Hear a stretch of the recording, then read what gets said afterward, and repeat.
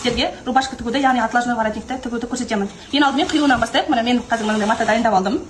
Әркім өз матасын дайындап аласыздар. Ең алдымен қараңыздар, айта кететін жағдай, осы дублерден жасыспаған матаға бірден екі алдына алып қиюдың қажеті жоқ. Неге? Себебі сіз мынаны бірден қазір дублеріңізді жастырмай, бірден матаға қиып алып, одан кейін дублерден жастырсаңыздар, мына қиған жағаңыздың формасы өзгеріп кетеді. Жаға осылай тұру керек болса, сіз дублерді қисайып жабыстырып қоюыңыз мүмкін. Сондықтан ең алдымен матамызға дублерімізді жабыстырып дайындап аламыз.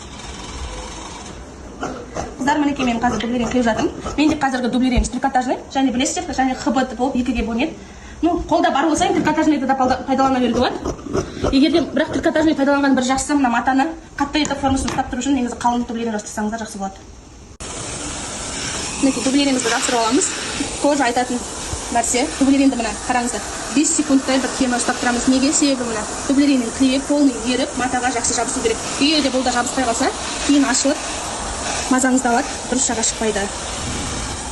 Мінекей матамызға дублеринізді жабыстырып дайындап алдық. Енді матаны мына ортасынан бүктейміз. Матаны тұйық жеріне лекалымыздың мынау бізде жағаның бір бөлігі, иә. Сондықтан мына тұйық жаққа матаны белгілейміз. Мына қараңыздар, былай тұрса, значит, мына өз жатысымен қоясыздар. Былай тегістеп етіп қою керек емес.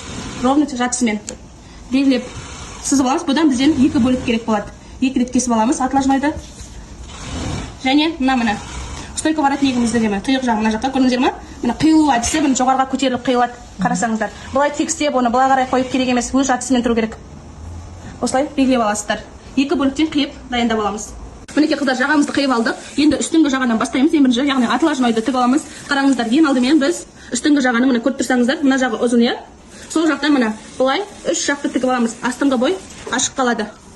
1 сантиметрмен.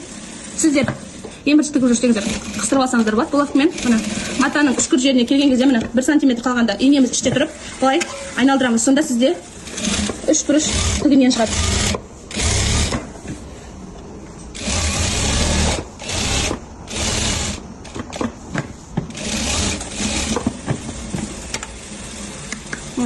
Үшін шығару үшін міндетті түрде 0,2 мм түбінен қалдырып, былай қиямыз және жанынан қиямыз. Бұл үшкір болып ұшы шығу үшін.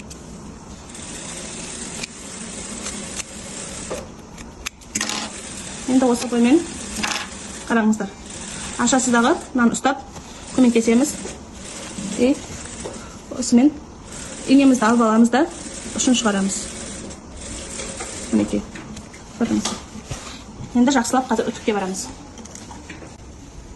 Қыздар, ұшын шығарып, сосын мына көрдіңіздер ме, мен үтіктеген кезде 0,1 мм мына жаққа шығарам. 10 бетінен таза шығу керек осылай. Осылай алып үтіктей бересіздер. Мына үтіктеп алғаннан соң бір-біріне беттестіре отырып, центрін, яғни орта сызығын табамыз міндетті түрде. Және де мына стойка воротниктерімізден де центрді белгілеп қоямыз. Мына кішкене ғана рассечка береміз. Так, мінекей. Енді стойк мазасы мына центрда, мына центрді қараңыздар. Мына овал жағы жоғарыда тұрады. Енді мына жағамыз мына центрді біріктіріп қойып аламыз да. Ең бірінші осылай тік шығамыз ұстатып.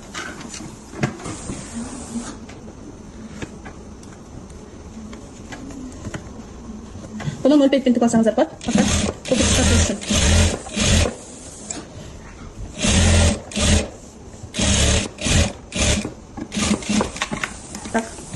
Бұны тігіп алғаннан кейін енді келесі стойкамызды қойып айналдыра тікеміз. Енді мына 10 бетіне беттестіріп, центрді центрға қойып, міндетті түрде ары қарай мына.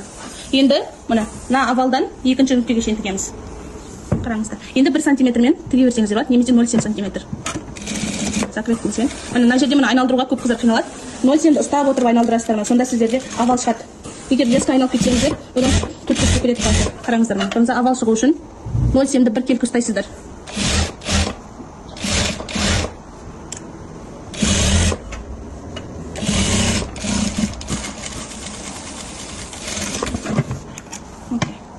Бұны овал жерді қимасаңыздар да, сәл қарай қиып қойсаңыздар. Себебі рубашкаға отырғызған кезде қисаңыздар болады. Себебі жағаның мойын жағы қалың болып кетеді, ертең петлясы ұрған кезде. Көрдіңіздер ме? Осылай итеріп отырып қазір үтіктейміз. Қыздар, мінекей осымен жағамыз аяқталды. Мінекей атлажный воротнигіміз дайын болып. әдемі. Сіздерге пайдалы болса лайк, комментарий